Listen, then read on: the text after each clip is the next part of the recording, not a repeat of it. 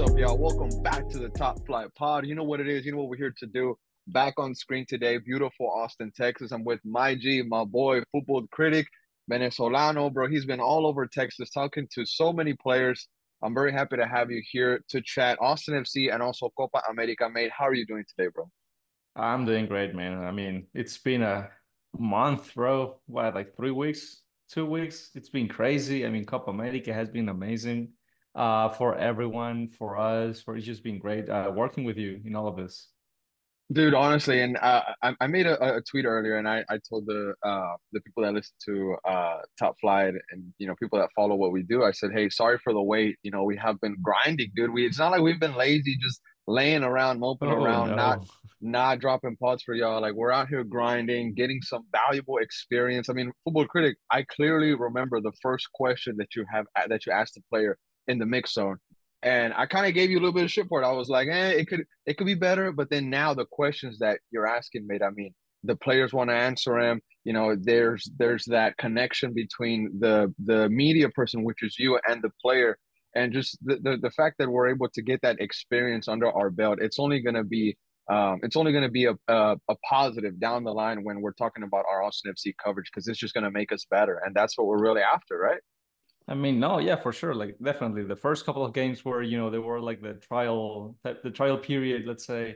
Because yeah, it's definitely another level, like very first game I covered and I had Alexis Sanchez in front of me, like guys like Paulo Guerrero.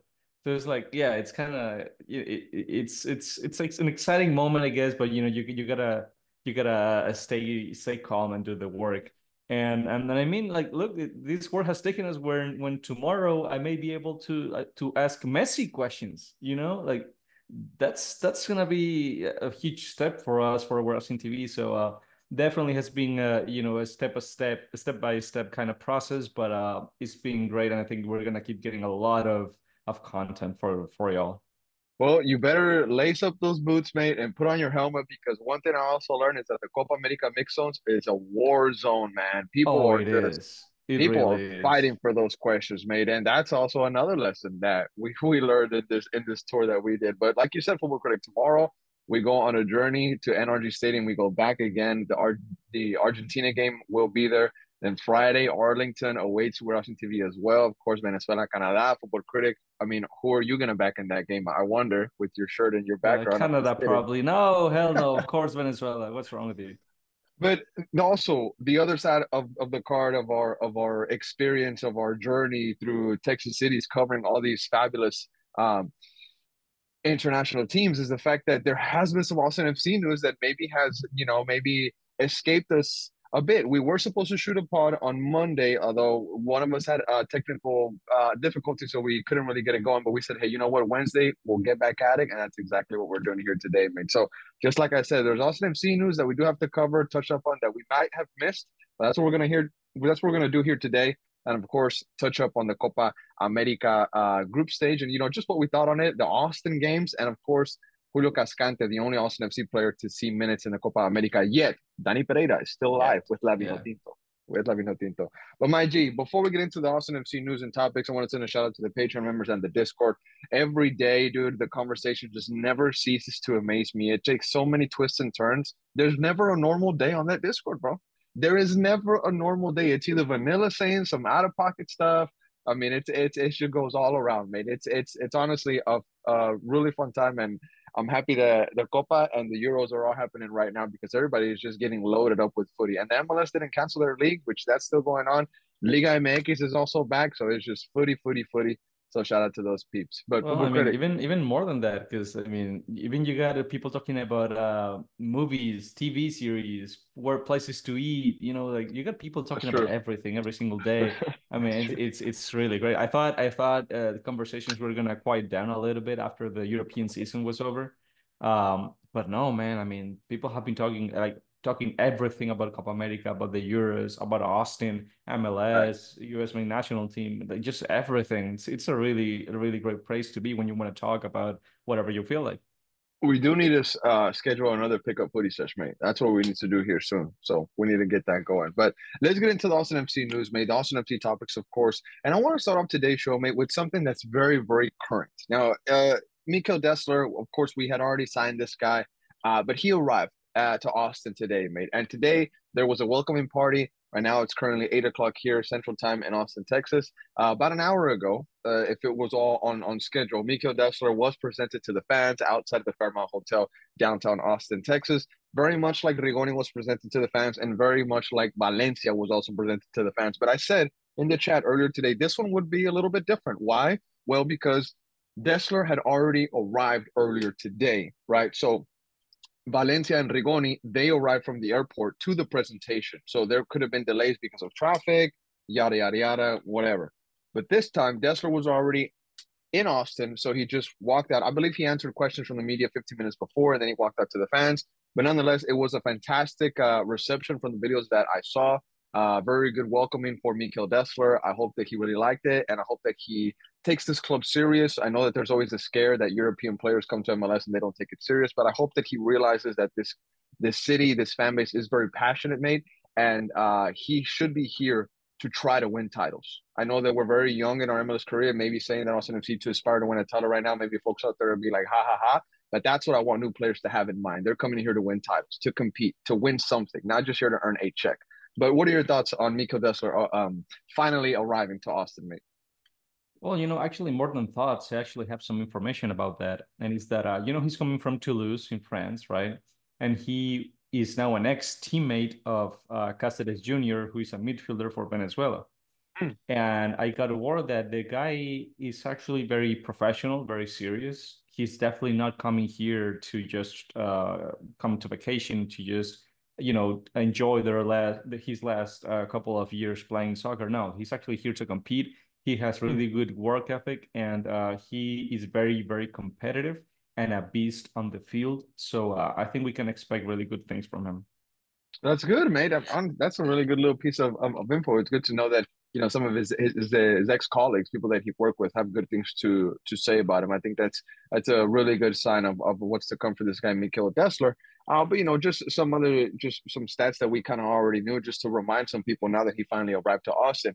We have to remember that he's arriving on a 3.5 year deal through the end of 2027 with an option for 2028. We gotta keep that in mind, folks. And of course, I guess his visa went through, or his work permit went through, because that's what he was waiting on. He now arrives in Austin, Texas, and of course, he is now going to join Bucati, who isn't training with the team as of yet, confirmed by Josh Wolf in the media availability earlier. He's training with the high performance team kind of on his own, but there was a video posted and Bucati quote tweeted it by saying first day in the office. So there's already work that's being done there, but not fully incorporated with the rest of the guys. As for Mikael Dessler, though, we see that he was introduced to everybody. We see him shaking hands with Coach Wolf, meeting Valencia, who introduces himself also as Jojo. So I guess we're going to start calling him that if Valencia himself calls him that. Yeah. And then there was a little bit of an interaction with Jean Kolmanich. I don't know if it was a little bit of a cold handshake by Jean Kolmanich. They play on two different sides. John, I don't think he's coming to take your job specifically. I think Gallagher might be worried about that. But just, Alex, anything else you want to add on Mikael Dessler and all the stuff that was posted by him arriving to Austin, Texas? No, I'm just happy. I'm just happy to have someone like him, with a lot of European experience. He might not be, a top five club in Europe, coming from a top five club in Europe, but he definitely has great experience. And he's a guy that, I mean, I think we are all tired about seeing. This is not talking about Owen or Wolf, but I think we're Mm, tired about seeing players being placed where they shouldn't be out of necessity, right? mm. So the fact that we actually now have a right back, a legit right back, um, and that gives us depth, and we no longer have to just be hoping on an aging Jimenez to do well in a game. It's a really huge plus for us. So having Dessler here, having Gali here, having Vito here, I think this is just great news for us when it comes to the fullbacks, which we utilize a lot. I agree, mate. I agree. I think that they're a vital piece of Josh Wolf's puzzle that he calls a squad or a roster. And I think that this guy, he was definitely sought out for. Toulouse isn't just anybody. That's definitely one of the top teams in Europe. I'd say maybe, in the top 50. Probably that's not accurate. If it is, Awesome. If it's not, my bad. But anyways, Toulouse, you know who they are. They're known across Europe. They're a Europa League level team. We should say that. Yeah. Let's be fair. But one thing that I did want to note that I did want to say on Mikel that I noticed, if I'm not mistaken, in one of the videos where I believe it's Cameron that opens the door for him to come out, I think onto the facilities or whatnot. Dessler's holding a water bottle. He comes out wearing all black, and I think he even says, "Man, it's hot." I mean, somebody needs to tell these players what are they walking into, mate? Wearing all black. I mean, red flag number one right there, dude. I mean, at least wear some white, wear some shorts, bro. But hey, at least probably now he knows what it is out here. He was wearing the cowboy hat earlier, but I hope he knows that if you want to be a cowboy, you got to wear more than just a little cowboy hat, Dessler. So we'll see what happens there, mate. Other than that, welcome to the city. Welcome to your new team, your new home. I'm excited to see what this guy can do on the pitch. And like I said earlier, whenever we started talking about him, he's here to compete for trophies. He's here to fight for the badge, and I expect nothing less than that, mate. Right? Yeah, exactly that. 100%, 100%. And he also wears the number three, the third Austin FC player to wear that Yes. number, Romagna, Tarek, and now Dessler. So the third time's the charm, maybe. We'll see what happens with that number. Best of luck there. And we'll see how much he's getting paid. Those numbers are going to come out sooner rather than later. Now, the next news topic, Football Critic, because we got a lot to cover today on the Top Flight podcast. And this one's also kind of fairly recent. Something that we knew was coming. Everybody was expecting it. There was a deadline on it. It was like a ticking time bomb. You knew that it was going to happen. Musa Jite and Austin FC mutually agree to terminate his MLS contract, mate. Massive news for Austin FC fans for sure. Musa Jite, definitely there's going to be news for him and his career, what he's going to do in the next step. And for Austin FC, of course, Rolo Borrell, he's for sure rubbing his hands together, thinking about what he's going to do with that spot, what he's going to do with that money freed up. But before we get into what this exactly means for Austin FC Football Critic, I want to get your overall thoughts on when you saw the announcement hit social media. You know, whenever I think I was the one that told the group chat first, I said, Musa's gone. And you were like, good. So if you could kind of go off on that, mate. Yeah, I mean, I think it's good. It's not like I hate him or anything like that. No, no, not at all. But he was a player that he did not feel right because he couldn't be with his family here. Then he wasn't really utilized under Wolf. I mean, he had what, 6 goals in 33 games. So and three of them were in a single game, which was the only hat trick in Austin FC history. But it's one game. You know what I mean? It was important at the time, but that's it. So I know there are a lot of GTS stands out there, but I just think that U22 spot, international slot, 650K was it that he was under? That's a lot of things all put together in one single player that we weren't really using nor going to use. 650K, Alex, but we do have to remember that because of the U22 spot, he only counts as 200,000 on Austin FC's budget. So he was making that money for sure, but against the cap or whatnot, it wasn't that much of a blow. But in the end, it still is a blow because you need to use those spots for guys that you know are gonna hit, guys that you know you're gonna Hmm. be using, right? You're giving this very important spot to a guy that's out there in the second division in Turkey. Yeah, What and we've seen teams like LAFC, I think Charlotte FC also, they've really hit spot on with some of these spots. And I think Rolo Borrell is studied well enough to know what he wants in these spots. And I'm very excited to see what Rolo and his scouts are able to put together. And I don't care if they're from countries that maybe some folks have a hard time finding on the map, or from leagues that you maybe don't even watch here and there. This is the MLS, mate. I mean, a guy like Buanga terrorized this league. How many of you knew about Buanga before he got to LAFC? I'd that's a love great to hear it. example. Yeah. I'd love to hear it. But maybe I went off rails there, Alex. I think you were finishing up your point, mate. I mean, we're on Musa Jite's topic. What do you think Rolo's going to do with this spot? I mean, you think he's going to, go all out on the U22 spots? We see that Reina was a big fan of the U22s, but he failed miserably. How do you think Rolo's going to do with this stuff? I mean, I have good hopes, like Rodos has still yet to disappoint us with signings. And I honestly just want to be really excited about signing. I mean, obviously I'm going to talk about two examples because I know them the best because they are Venezuelan. But LAFC signed David Martinez, who is an Mm. 18-year-old. They signed him at 17 years old, then turned 18 recently. And he's one of the biggest prospects Venezuela has in their rosters, I guess. And then you got Kevin Kelsey, who signed for Cincinnati, was at Shakhtar. Well, they weren't using him. And he's 19 years old, and Mm, he already has like 5 goals in MLS, and he arrived 4 months ago. So I mean, we're talking about one 18-year-old and one 19-year-old player that are huge um, prospects. And even then, Pelsi's already with 5 goals. I mean, he's 1 goal away from Musachite, right? In 4 months. So we're talking about spots that could be really, really utilized and being impactful, and just no, not a we have him there developing, we're not really mm. using him. No, I want a player that we can use on the field and that can be impactful for us straight away. Of course. So what exactly does this mean for Austin MC for everybody listening out there? Because it's a mutual termination, it's very important. It's not a buyout, everybody. This is not a buyout. It's a mutual termination. So that means that Austin FC will not have to pay out the remainder of Musa Jite's contract.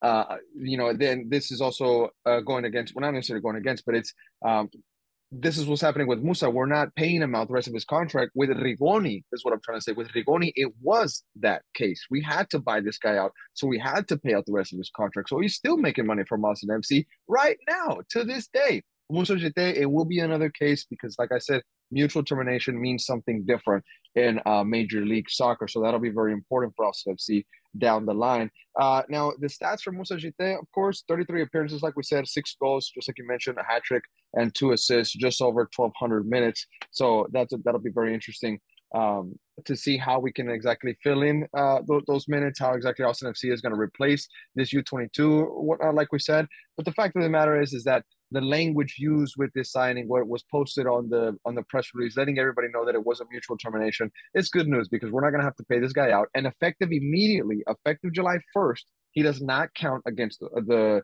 salary cap. He does not count against the senior spots, international spots. He's gone. Musa Jite is off the books completely. So that's good news for Austin FC fans. That's what it means for you. So I know, just like you said, Football Critic, there's a lot of Musa stands out there that are upset that the Musa is now loose. Just know that after the rain, the sun comes out and better things are going to come for Austin FC fans. You'd hope. You'd hope. But Alex, anything else you want to add on Musa Jite's contract being terminated, mate? No, no. I mean, it's good for us. It's good for him. Especially, I rely mostly on the fact that we just weren't going to use him. We know Wolf wasn't going to use him. I don't think he would fit into the system the way we want to play. Mm. And even beyond that, just having a player that is unhappy because he can't be with his family, with his newborn child. I mean, those kind of players, as good as they may be, or they have the potential to be, I think it's just better to let them go and bring someone that can be impactful from the get-go. That's a good point, mate. That's a good point. And that was an issue with Musa.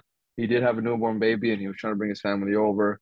Wasn't available. And if I gotta say it, some fans out there were saying that, hey, it feels like Austin FC didn't really try to do much for Musa. They made it work for other players. Unfortunately, I don't know what process it is, so I'm not gonna really drop a take on it. I don't know if I'm qualified enough to know anything about a process of international families bringing them over. So I'm just gonna say that it's very unfortunate that we couldn't bring his family over. I really wish that that would have worked out. I think he could have been something for Austin FC, but in the end, Yeah.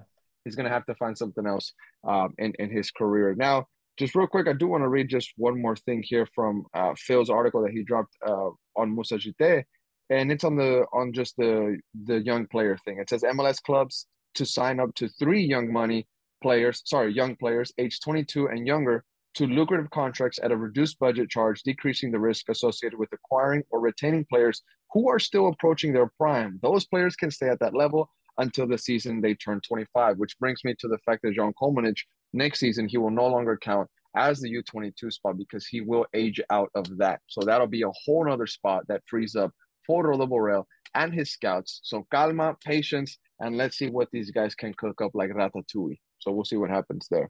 But best of luck, Musa. The stats were there. One hat trick that will never be forgotten. The only hat trick right now that the club has to register. So it will definitely still be something talked about for years to come until we get another one and another one and another one after that. And he But will always be the first. I mean, true, you'll never forget your first mate. Whoa, chill, my fault.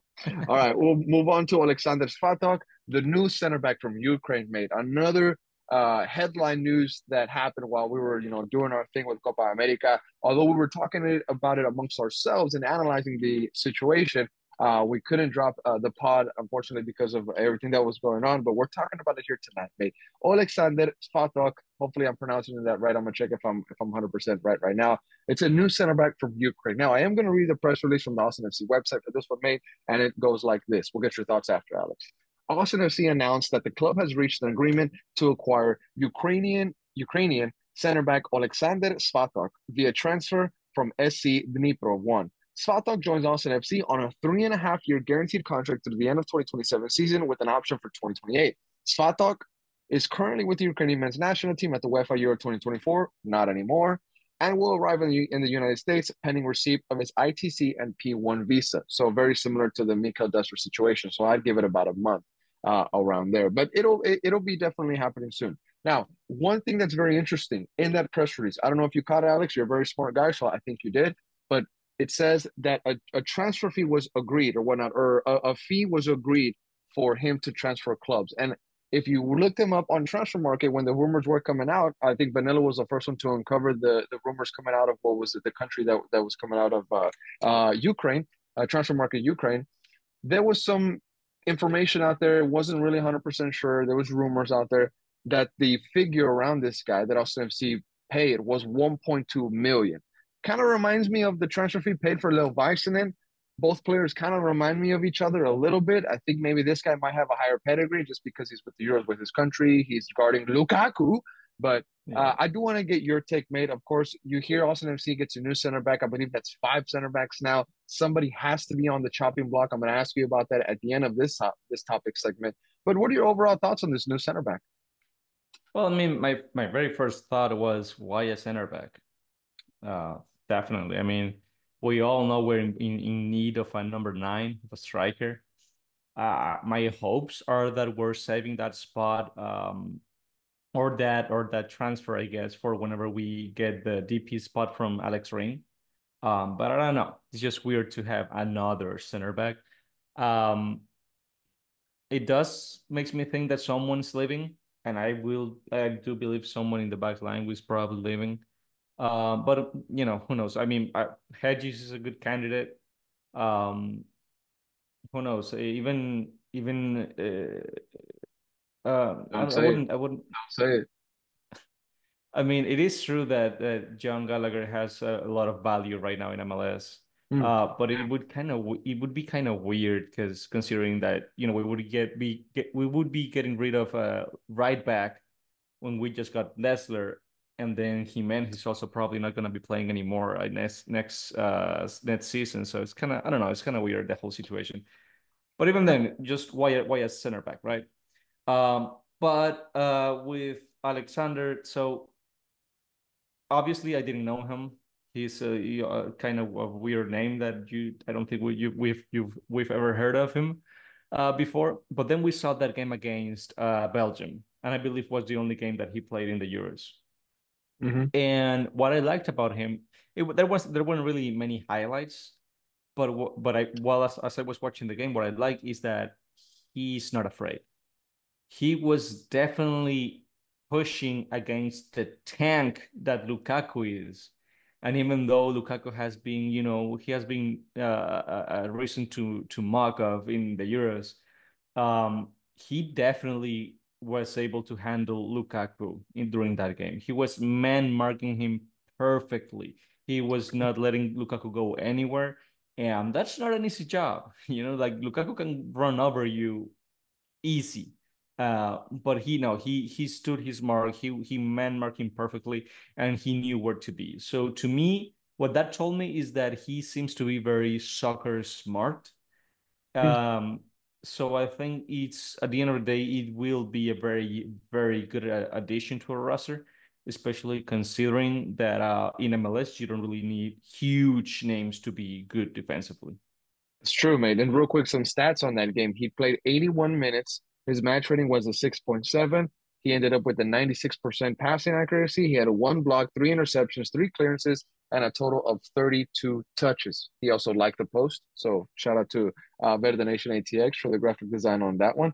But Alexander Svatok, I think he's going to be a very interesting signing for us MC. I agree with you. I think he does have great soccer IQ.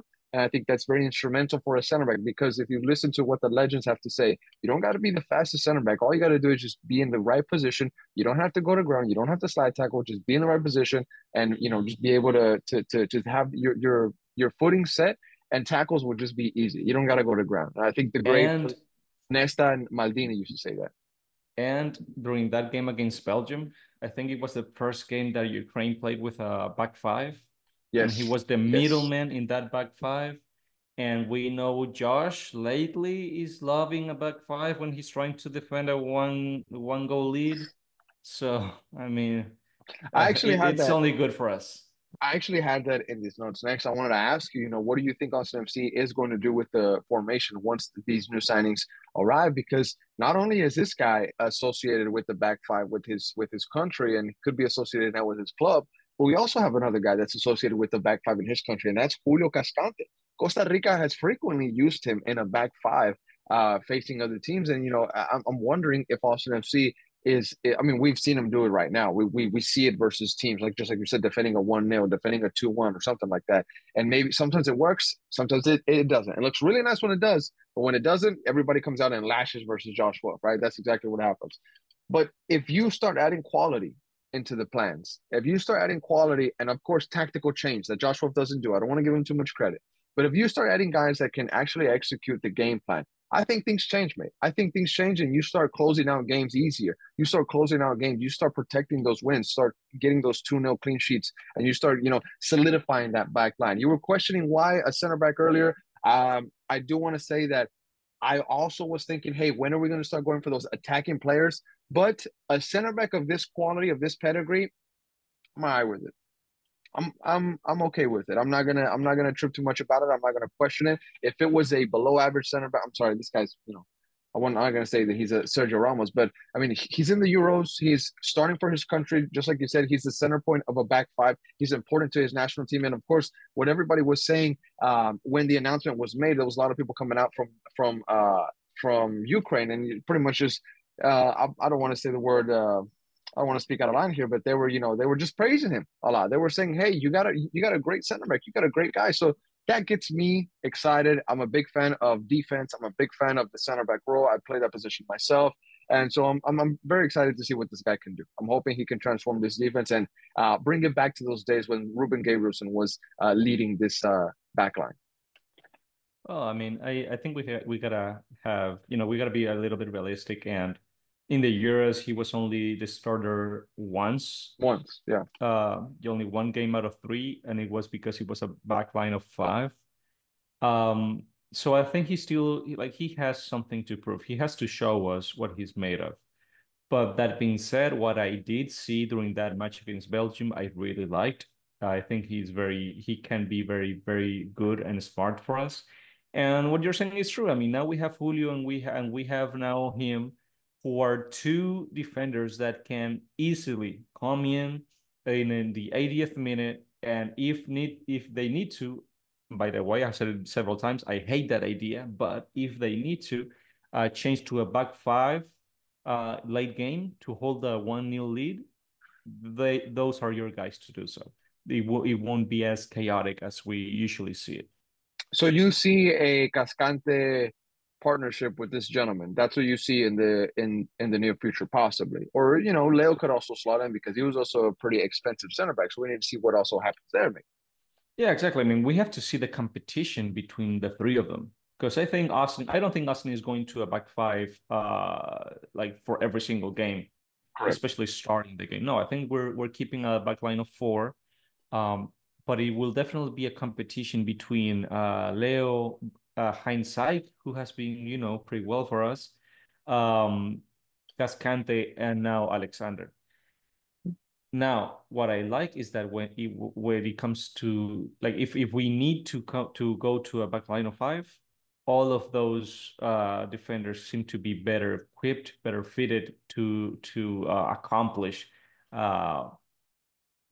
to accomplish defending the end of the game that way.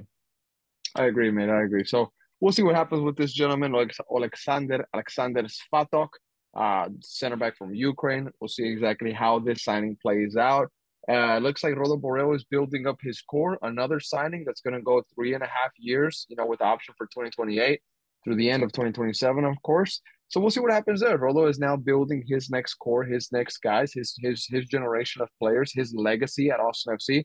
So we'll see what happens there, right? We'll see. Also, we mentioned chopping block. Who's going to be there? You mentioned Matt Hedges is one of the favorites. I agree 100%. I think Matt Hedges has to be thinking to himself, yo, it's my time coming up for Austin FC. But even then, he's had a great career. He's had a fantastic career with FC Dallas, and I'm sure that he's going to be he's not gonna regret anything in his player career, and he still might have another move left in him, 100%. But I agree with you, football critic. I also see Matt Hedges on the chopping block for Austin FC.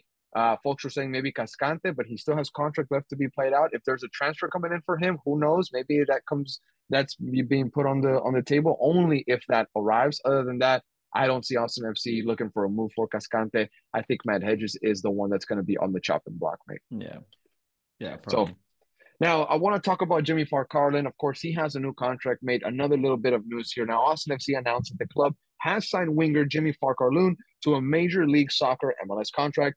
Farcarlin, whom the club selected in the 2024 MLS Super Draft, joins the Austin FC first team on a contract guaranteed through the end of the 2024 season with options for 2025 and 2026. Farcarlin also signed a loan agreement to Austin FC 2, allowing him to appear in both MLS and MLS Next Pro matches for the rest of 2024. So he joins the likes of Michael Burton and CJ Fodry with these cheeky little contracts made. Now, if you remember, in 2024, in preseason, he surprised a lot of people. He impressed a lot of folks.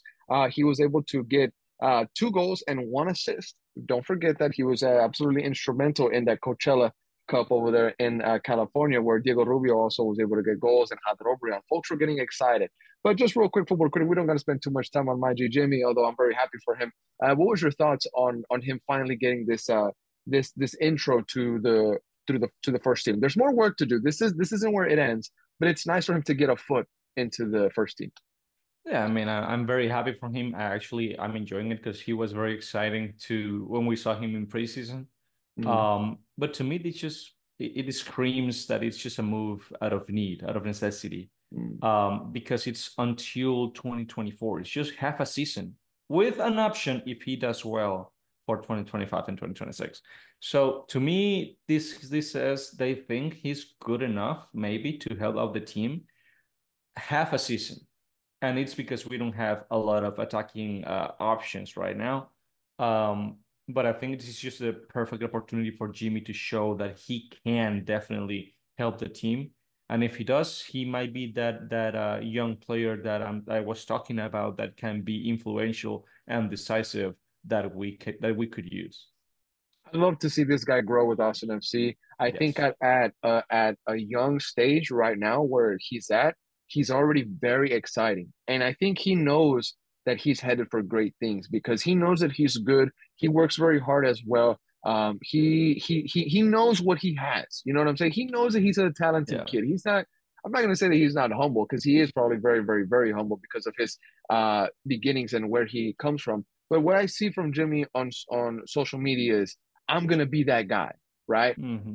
Get on the train now because I'm gonna be that guy. I'm gonna work to be that guy. And I think his life has been like that. I think that's why he's gotten to the position where he's at today because we got him from what RGV. He's worked his way up the ladder, and now he has a foot in the door, Alex, to get into the MLS, Yeah. right? And he already surprised people, so he doesn't have to build his name. He's coming into the first team as a guy that we think can already help this team. He's not coming as a Yes. guy that, oh, what does this guy have? Why do we bring him up? What is he going to do? No, he's already coming up with a name. So not a name sort of say, but he's coming up with a resume. We know what he can provide on the wings. We know what he can do. We were talking about it earlier. He's a left wing player. Can he even help out at the striker position? That's going to be something that we're going to have to look at. He's not, he doesn't really have that body type that you would like to see at the nine. But Josh Wolf has done crazier things. He's done crazier things, mate. So I mean, just final thoughts on Jimmy getting his contract. I mean, how many games do you think we're really going to use him in realistically? Because we see what CJ Fodry has gone through. He hasn't really gotten that playing time. Folks are saying that it's gone more to Owen Wolf, but he's more of a trial player with Austin FC. He's been more with he's been in the system longer. So you see CJ Fodry, how it's going for him. How do you think it's going to go for Jimmy? You think it's, I mean, if you could put a number on games, what do you think he's gonna be at and appearances? I don't know. That's a tricky question because it's mostly on our coach, you know. I'll help It's you. Let me help you out. Over or under 5 games for Jimmy? Appearances. out of what I've seen under. Under five. Oh, that'll be a little bit I of a mean, I letdown. want to be That'll be a clear. I letdown in my want I opinion. want to see him and I want to use him more. I really do. I want him to take this opportunity and really like show what he can do like he did in preseason. And I know preseason is one thing, regular season is another thing. I know MLS next pro level is one thing and MLS level is another thing. But I really want to see him because I even think like even not even CJ has gotten that many chances, you know. So And he's gotten an assist for crying out loud. yeah, exactly. So, it's just that Josh Wolf is not really known for giving young players opportunities besides Owen, I guess. Uh Ramirez and also got a and shot. Ramirez? yeah, well, I mean, but that's what I'm saying. Like he got a shot, but how many times? How many games? No, They I see don't what get you're saying. I yeah, see what you're saying. they don't get consistent games or consistent shots at minutes. Uh Necessity signing. That's a perfect way yes. to put it. That's a perfect way to Yes. put it. That's a perfect Yeah, way to so put it I because just really hope that his opportunity comes, that we can really use him, and that we can see that he can stay, now that we want to take that 2025 and 2026 option. Now it could be possible that he sees minutes in Leagues Cup. We know that that's coming up. We're gonna have to make shifts. We're gonna have to move guys around and whatnot. So could Leagues Cup be the moment for Jimmy Farcar to kind of showcase his talents to the world? We know how many eyeballs are gonna be watching that tournament. So we'll see what happens with Jimmy Farcar, who Josh Wolf insists on calling Bryant. So we're gonna stick with Jimmy Farcar. But best of luck It's to Jimmy him. time. It's Jimmy time. It's Jimmy time, baby. Right there. Boom, boom, boom, boom, boom. One of those tres. So shout out to him. He's also Liberian. I think that slipped my mind, or that slipped my cranium whenever we picked him up, and it makes sense because he took a picture with Tim Weah at the airport, Hmm. and he said all of Liberia is here, and I was like, is he Liberian? I mean, because Weah is the son of the president of Liberia, so I know what Yeah. he is. But I didn't know Jimmy was, but that's awesome. Now, football critic, just one more thing that I want to touch up on Austin FC before we talk about Copa America. The next match is New York City FC at home. Of course, we do have to mention that Diego Rubio is suspended. He will not play that game due to yellow card accumulation. He's also coming off of a fine, so tough week for Mr. Diego Rubio, bro. You got to pay the league, and then the league suspends you for something else. Must feel like everything's pinned against you, brother. Hang in there. New signings can't play yet, of course. We have to remember that until the 18th when the window opens. So we're looking at Charlotte FC as being a debut match for the new signings coming in. And of course, Dani Pereira is still at Copa America as Venezuela, La Vinotinto. They are still alive. Not only just still alive, they're dominating in Copa America, but we'll get there soon. But Alex, I mean, what's your prediction for the New York City FC game that's coming up? Austin FC is battling in that playoff spot. They're slipping out. They're coming back in. And New York City FC is a team from a whole other conference. You might not have that much intel on them. They could surprise you. What do you think is going to happen in this match? Oh man, Austin is so unpredictable. So unpredictable. When I think they're gonna do well, they do bad. When I think they're gonna do bad, they do well. I don't know, man. I don't really know what to expect from this team anymore.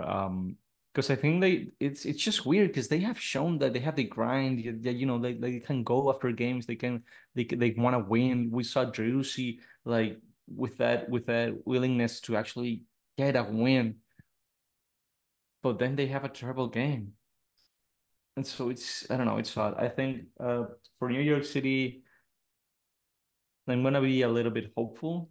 I'm gonna say that with Cascante back, with Ryushi motivated to be playing at home again, and with more options with Jimmy now, we can pull something off. So I'm gonna say a 2-1 Austin.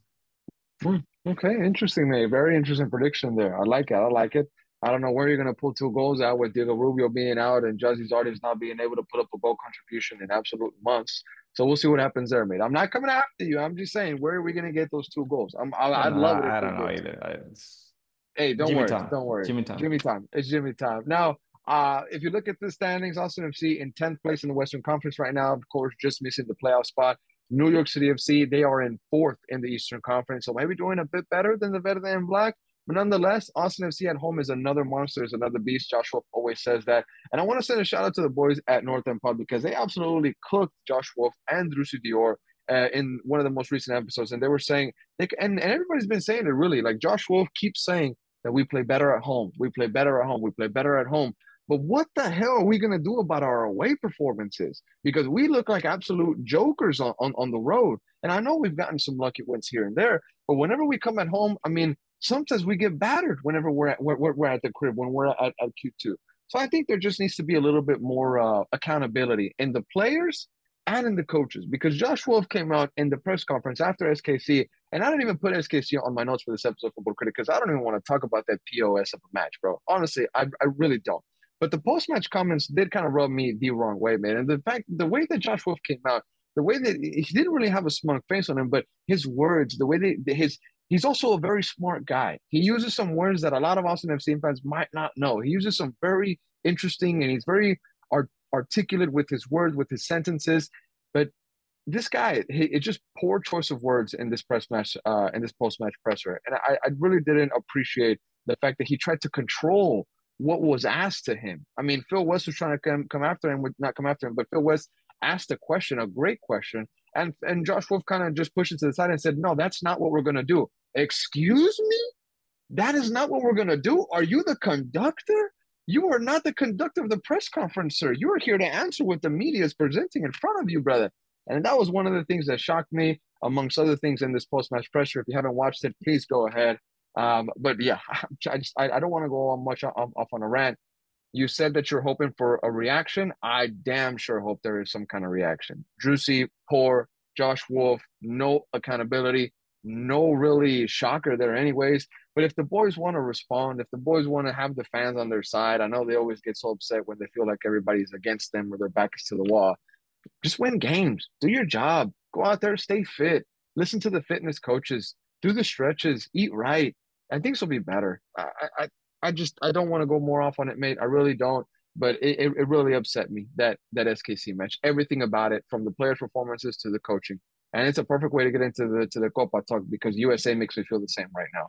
Honestly. But anything you want to add, mate, on my sorrow? No, I think it was perfect. I mean, wow, I hadn't seen you like that in a while. I'm down Um, bad. no, but yeah, I mean, look, it's more, I mean, what else can we say that we haven't said before? Yeah. Uh, Josh answers what he likes to answer in press conferences. And it's usually the same type of answer.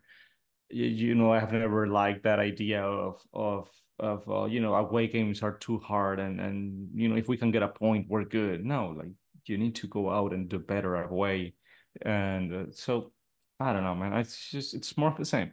It's more More of the more of same. the same. So there's not really much to say that we hadn't said before. Yeah, let's honestly go into the Copa America. But Saturday we will be there. We will be boots on the ground. I know we're tomorrow we have a busy day. Friday is also going to be a busy day for We're Austin TV and Top Flight. But Saturday, Q2 Stadium, boots on the ground. Fan reactions are back. And I just want to say this, just an example of the experience that we gained from the Copa America Texas tour. New mics, new mics, dude. Just boom, boom, boom, boom, new mics. I'm so excited to pull them out.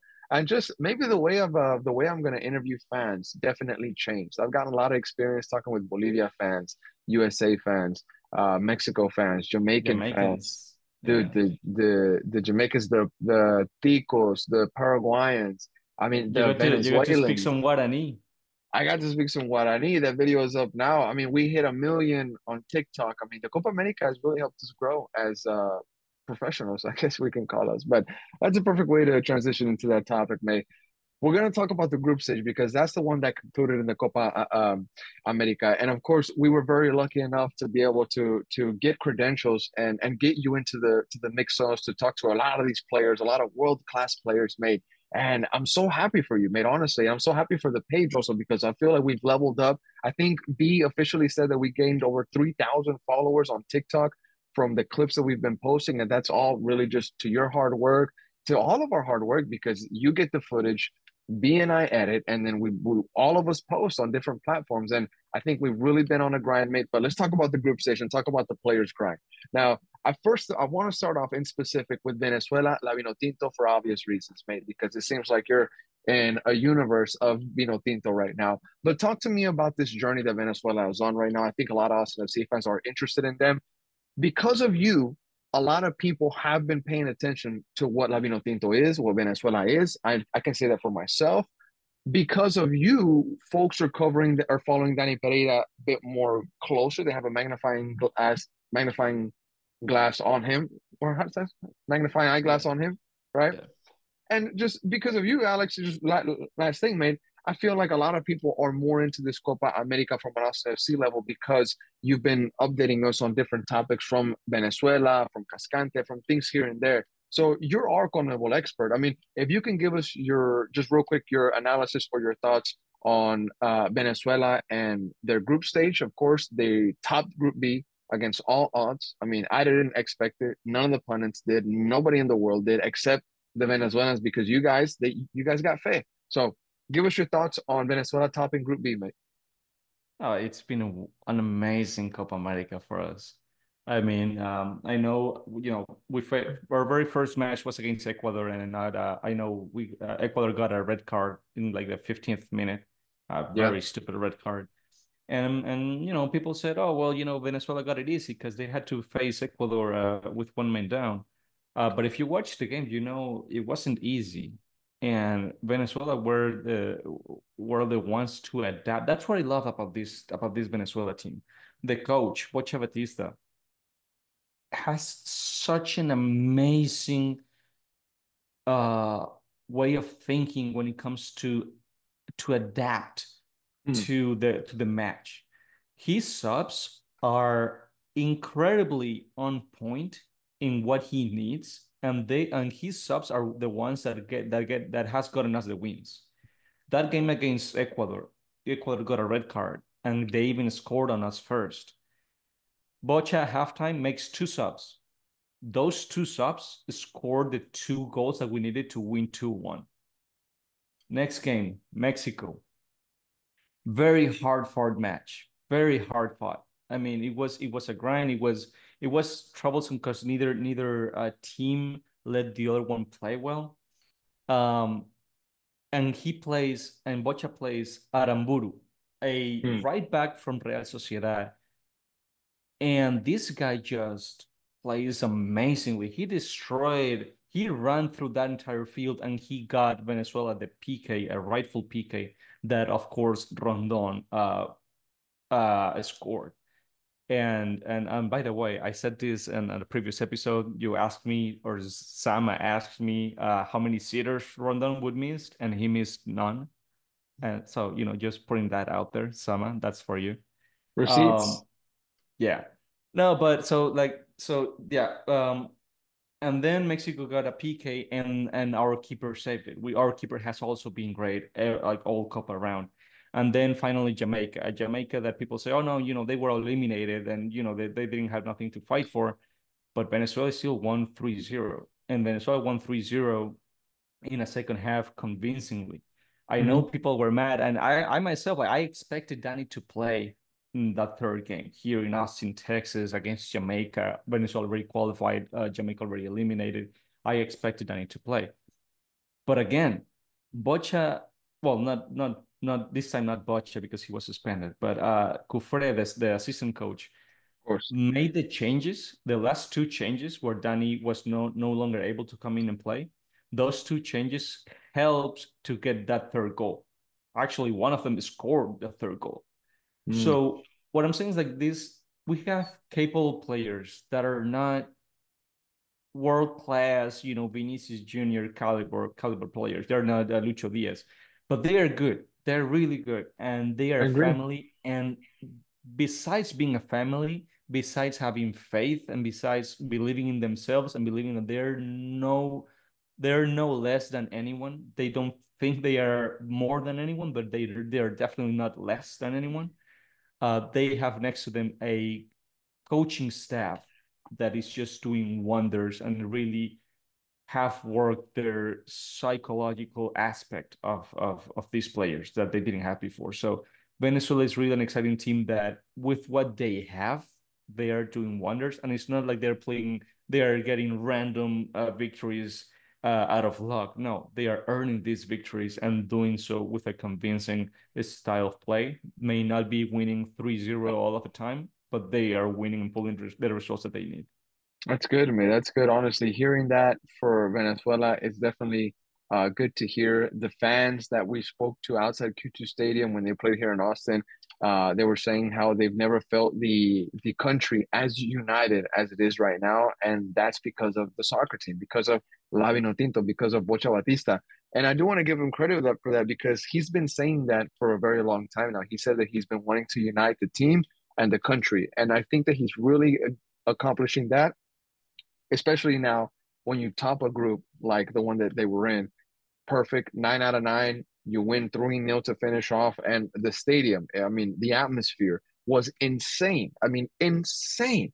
There was so many people. The gates were there were fans storming the gates. I don't. I mean, I'm not praising that, but I'm just Yeah, saying that's not good, but I'm just saying the kind of atmosphere, right? The kind of the kind of intenseness or intensity that was in the air at that day at Q2 Stadium. It really felt like a Copa America match. After the game, once Venezuela won, the fans that we were talking to even more passionate. They were climbing up the poles. They were shaking the poles. I know they're kind of humping them, but I'm going to say shaking them. But you could really see the passion, and it really felt like a knockout Copa America match, and I'm very happy that I got to live that. It was crazy outside Q2 Stadium that night. no, the Insane, thing bro. is, like, you gotta understand this is why this sport is so beautiful. It's because it's more than a sport. It's what people can actually feel something about and get united. I Yeah. saw videos of people that during the national anthem, they were crying Mm, because they had not heard their national anthem in 20 years. And not only they heard it, they sung it and they along with almost 21,000 people. So, I that's beautiful, mean, mate.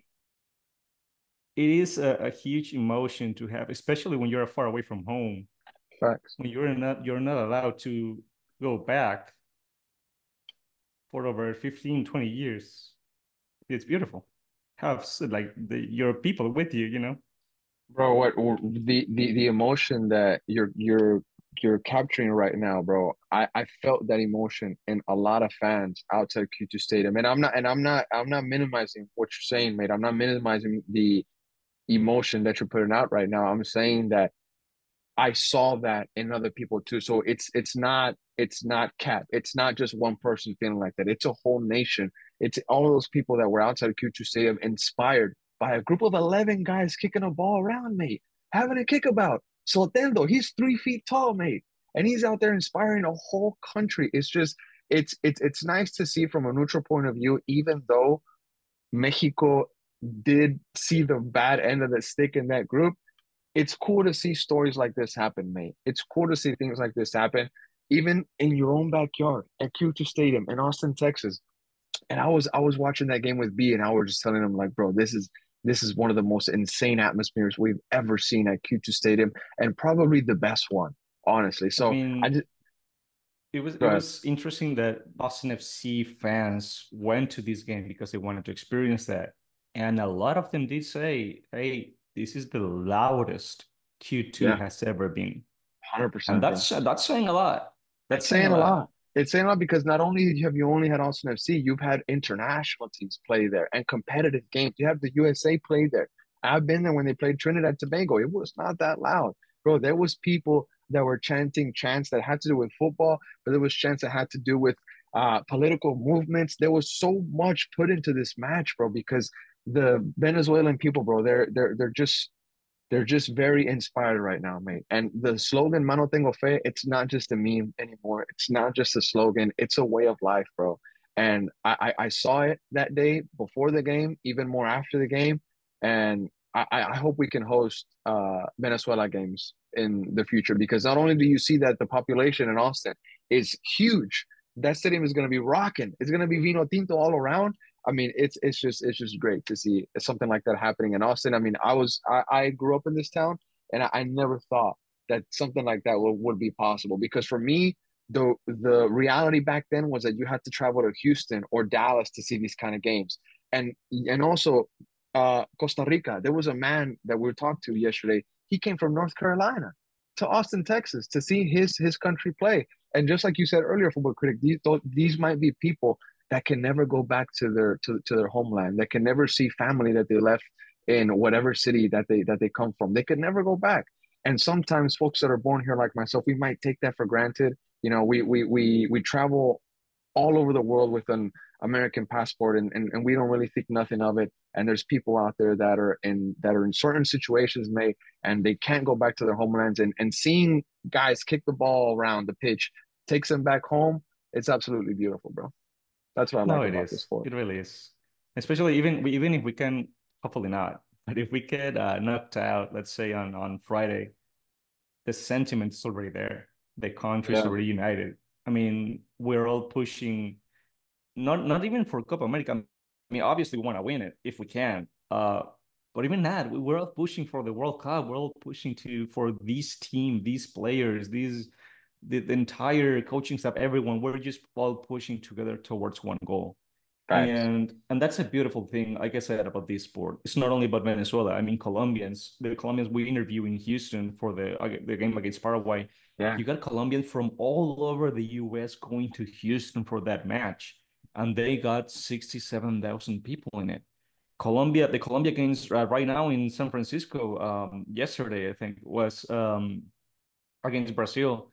Mhm. They had 70,000 people. And again, I have friends like I have met here in Austin, Colombians that went to San Francisco, and a lot of people just traveled the country to watch 2 hours of soccer, two Yeah. hours of a sport, but it's because it's with the people Yeah. and the sentiment that they all share.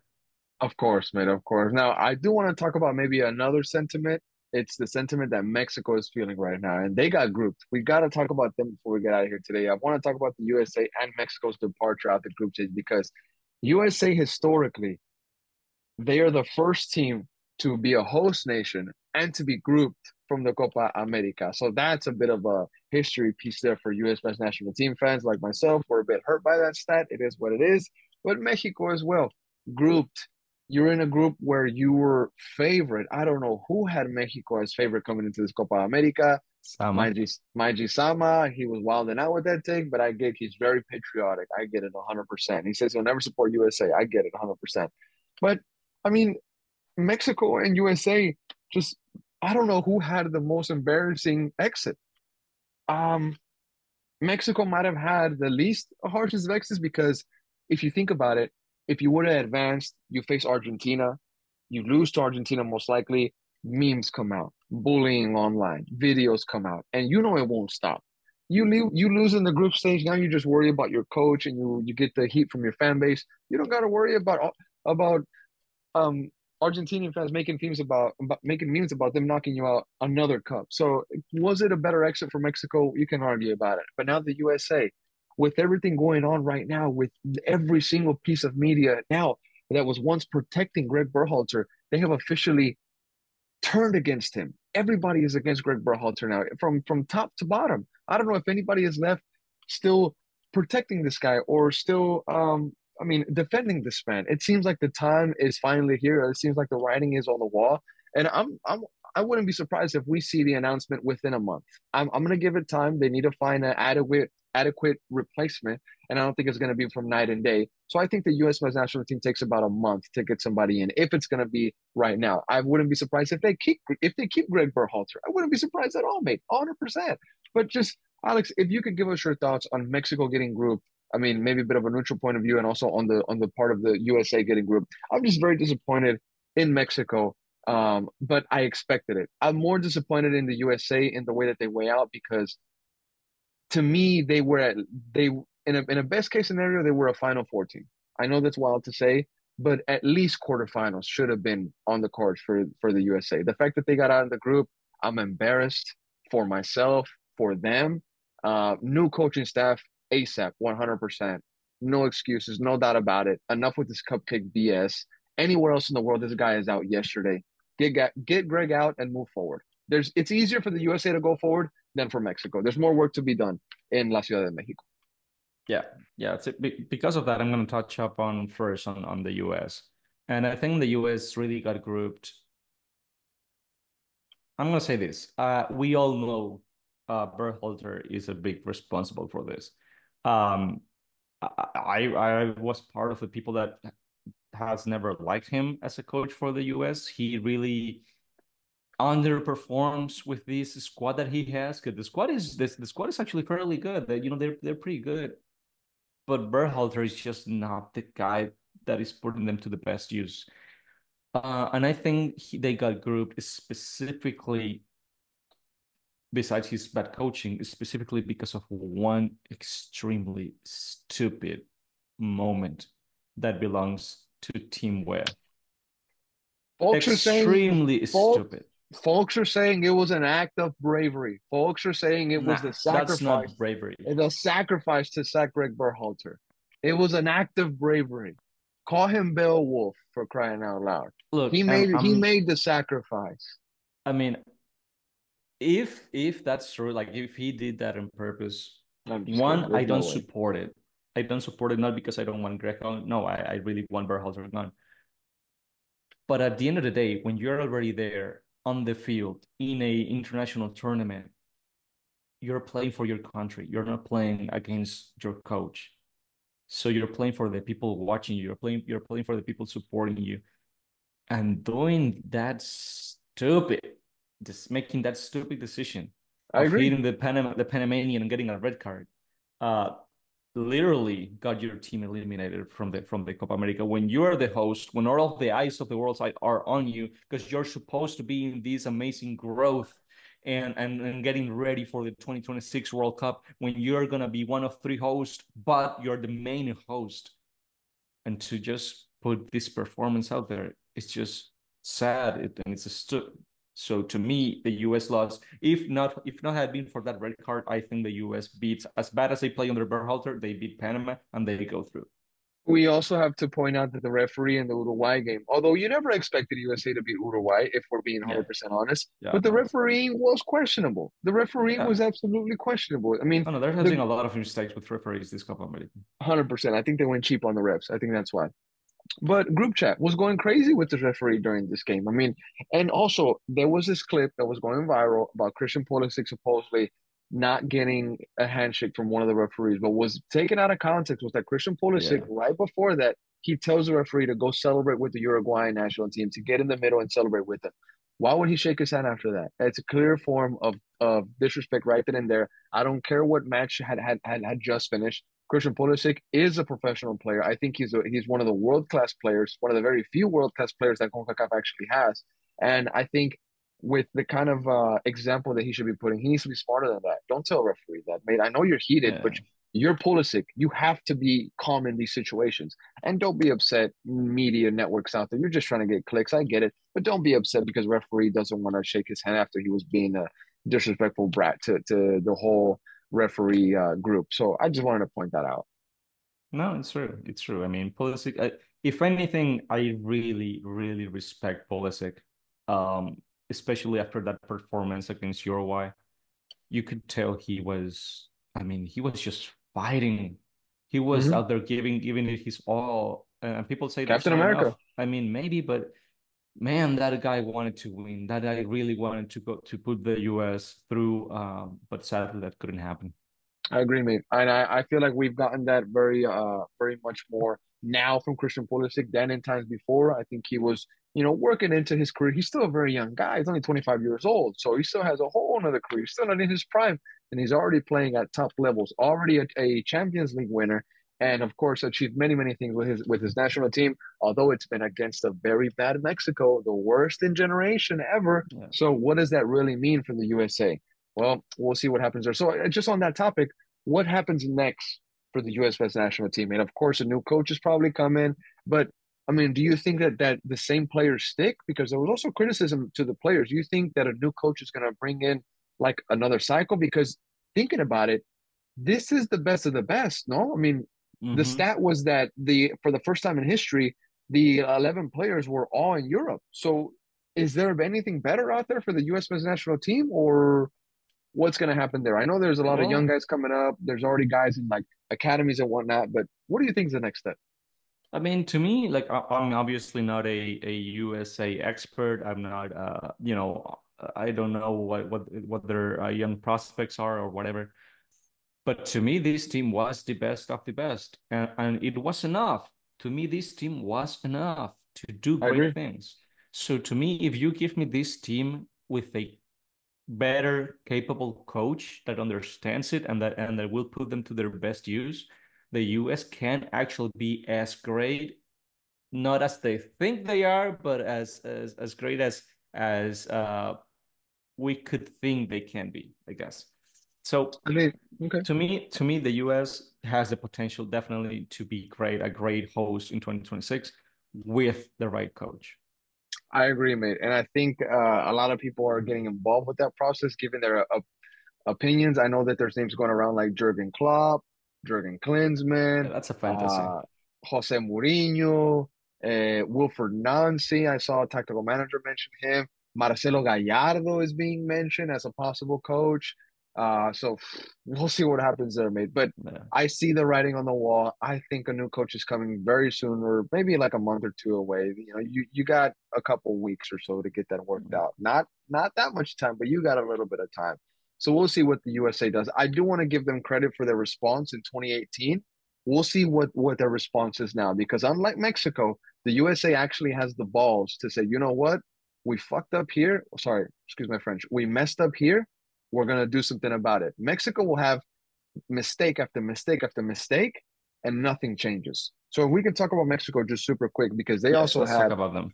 they also had a debacle at the Copa. They had an embarrassing exit, but folks are saying that they didn't even expect anything else. I mean, the fact that Jimmy came out and said that he liked what he saw in Copa, and the fact that Luis Romo statistically was your best player at the Copa is insane. Edson Alvarez also picked up a terrible injury, a huge blow there.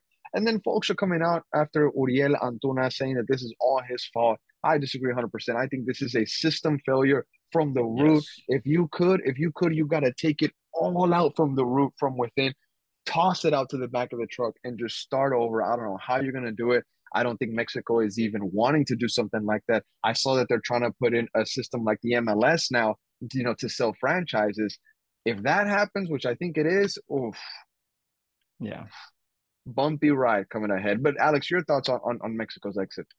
I mean, no, you put it pretty well. I mean, it is a systematic problem. It's not just the coach or it's not just the players. It is a system problem. Um, People were saying, I saw a lot of people saying like, hey, well, but we didn't do that bad. We were just scored one goal against, and we only scored one goal. It's like, how can you expect to go through scoring only one goal? You Rondon can't. scored Rondon scored more goals than Mexico, and so many people were criticizing Rondon. Yeah, I mean, you can't take pride on just getting scored on once, even if it was a PK, when you didn't score more than one goal against Embarrassing. Jamaica, who the country that you were thinking you were going to win against beat them 3-0, you know? And we're So, just one thing yeah, real quick that confused me so much was, I mean, I don't know if this was just trolling at the end of the day, but the fact that there was Mexico fans making fun of the US men's national team for their exit. And I get it. It's ha ha ha. It's trolling. It's fun. But look in the mirror. Understand that at your house you have a mess even bigger than what the neighbor has. oh, So yes. before you start, having your laughs about the guy across the street, look at the issues at home, brother. I mean, Mexico has it so much worse. Just like I said earlier, the USA can make some changes like the coach and be on a whole another path within 2 weeks. The Hmm. Mexican national team has years to fix this. Yeah. Years to fix this, mate. And I mean, one big problem, and we've been talking about this in Discord with Adam and Sama. Mm-hmm. I mean, we mess around, but I'm still shook that El Chiquito Sanchez, for instance. who has been amazing with Pachuca alongside Rondon and Idrisi, right? He's a young player. I can't understand how it's possible that he has an offer from Sevilla to play in one of the top five leagues in Europe, in one of the most historic teams of Spain. It's an opportunity for you to grow your national product and for you to get your national team better. But no, you retain him in Liga MX and make him play in Pachuca, in America, sorry. And you can say, well, Pachuca didn't want to accept the offer, but it's also because America went out there and offered more. I mean, you can blame the both of them. That's fine, no problem. Blame Pachuca and blame America. But why are you trying to keep your best talent in Mexico, in your domestic league, instead of sending them to Europe to develop, to be better for your national team? I have a take on that, and I don't know if it's pushing back on it, but I do want to say this: I'm not 100% opposed as to I'm not opposed to keeping talent in Mexico. I don't know if you heard that. My neighbor's probably testing out his handgun. Oof, crazy out here. Anyways, I'm not as opposed as to keeping talent in Mexico. I'm opposed as to trapping talent in Mexico. That's what I'm opposed to 100%. America, I feel like there's still maybe something that Chiquito Sanchez can do with this move. I saw that Brian Rodriguez was negotiating with a team from South America, Libertadores, or something like that. I forget the name exactly. Merlo was reporting on it. But America is still a highway for some players. I don't think the career ends there, Oh, he man. went to So Brazil, wasn't Brian Rodriguez, he was with it? No, America. yeah, and then Yes. didn't he go to Brazil? He's still. I need to actually check up on that. But I saw that he was rumored to be going some places. I'm actually check up on that. But I don't think that Eric Sanchez's career ends there, mate. So just like I said, I'm not opposed to keeping the talent in Mexico. I don't like trapping the talent in Mexico, if that makes sense, mate. So yes, Mexico needs to send more players to foreign leagues like EPL, the Championship, La Liga. It's happening maybe a little bit by bit here and there, but there's still much more work to do, bro. And the fact is that no Mexican coach is kind of successful in La Liga MX is also alarming as well. So just like we're saying, bro, it's a bunch of systematic failures, and it's not just a night and day process. It's a whole another thing coming from Mexico. It is what it is. Yeah. And you said It is it. what it is. It's yeah, I would be as a Mexican, if I were Mexican, I would be worried that the US really has it easier because they can just change the coach and that's it. Mexico, no, they have a bigger problem. No, yeah, Brian Rodriguez still plays for America. Okay. Yeah, he still plays for them. But Merlo was reporting something on him on maybe leaving America for a team in Libertadores in South America. So we'll see what Yeah, happens there, mate. I thought it was a Brazilian team. Can't We'll remember see. which Now, one though. before we get out of here, mate, your predictions for the quarterfinals. Of course, we have Venezuela, Canada, Brazil, Uruguay, Argentina, Ecuador, Colombia, Panama. Only one team from CONCACAF, which is mighty, mighty Canada. But what are your predictions for that? No, in Panama. Oh, you're right, Panama. I'm sorry, two of them. Panama. I think about them from our whole other section. I forget about Panama. I'm sorry, Panama. Two teams from CONCACAF. Mighty, mighty Panama too. I'm seeing a lot of memes on them. They're so funny. But what are your predictions for the quarterfinals? Well, I mean, I obviously gotta go with Argentina against Ecuador. Um, Venezuela, obviously, against Canada. Colombia, of course, against Panama. That's one of the most that's the easiest pick. And for the better match, Uruguay versus Brazil, I'm gonna go with Uruguay. Okay. I don't think this Brazil team is anything special at all. Mm, Oh, and also okay. Vini is gonna miss that match. Yes, correct. Correct, mate. Correct. So let's see. My picks, I'm gonna go with Lavino Tinto, of course. They've been a team that's been surprising everybody. Shout out to Daniel Osdeku. He had them as their dark horse. I've had them as a surprise for this tournament as well. Thanks to guys like Alex, of course, that have been putting us on a lot of vital information of La Vino Tinto and why they've been surprising not only just in recent, but also months ago. You know, their performance in the qualifiers for the World Cup has also been very, very impressive in South America. Oh, you So want I to have, know a fun fact? what's up? The four teams that top their group, which are Argentina, Uruguay, Colombia, and Venezuela, they all Hmm. top their group, Hmm. are the top four teams in the qualifiers right now. Argentina, Uruguay, Colombia, and Oh, Venezuela. So that that's no is coincidence. fun. That is no coincidence. That's a great little stat. That's no Yeah. coincidence there. That's why people got Hmm. to put some respect on Venezuela, mate. And that goes to all my Mexicans out there. Shout out my G's, anyways. But I got Venezuela over Canada. That's 100%. I think Canada also has they lost Tajon Buchanan, if I'm not mistaken, to an Yes, injury. He he broke got a his tibia. fractured tibia on Yeah, he training. fractured tibia. Very unfortunate. I feel for the lad. Wow. Feel for the Yeah. lad. Big piece missing. Brazil, Uruguay. That's my tricky one. That's a toss up for me. I think Brazil has work to do, but I feel like they've been growing into the tournament, if that makes sense. So Uruguay has their work cut out against Brazil, but in the end, I see Bielsa and his boys ultimately going into the next round on this one. Argentina, Ecuador. I know a lot of folks are saying Ecuador is going to give Argentina a run for their money. I don't see that happening whatsoever. These guys could even be holding out for rounds like this. We still could even we could probably be seeing a 50% Argentina. So I'm curious to see if they go all out. I have Argentina winning that game. And last but not least, Colombia versus Panama. Simple. Colombia. Madre mia. They're gonna probably make it to the final and win it all. Honestly, Colombia is looking scary right now. I Yeah. disrespected them. I disrespected them. I disrespected them a You couple weeks did. ago, Yeah, you and did. they made me eat my I words. told you they were my surprise team when it Yeah. comes to winning it all, and you laughed at me. They made me eat my words, mate. So sorry to Colombia, sorry to La Parce 512 because she kind of came after me in a little subtweet. I saw it, but it is what it is, mate. But I hope folks enjoyed this top flight episode. It was very off FC newsy. When I got to the Copa, it definitely hit a bit of it hit a emotional chord that I hopefully a lot of people can appreciate because it came from within 100%. So I'm very happy that we did this episode, mate. Congratulations to Venezuela. Vino Tinto is making Thank history. you.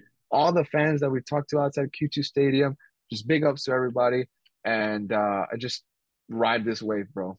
Because just like we were talking about at in the studio today, Copa America will only last so long and then it's gone. Yeah. So just live the moment, enjoy it, bro. I mean, I'm out of it. I'll be a neutral for the rest of the time. I mean, I have two countries. I don't have two. I don't even have one in them anymore. So I'm just gonna be hanging out, enjoying Austin FC, whatever's with them, and you're gonna be enjoying Copa, bro. So Venezuela, congrats, bro. Alex, congratulations, and Thank I you. know it was a very special moment for you and your family and everybody that was there, bro. Yeah, It no, was cool. definitely. All right, bro. Well, I guess we can sign off, bro. Anything else you want to say, mate?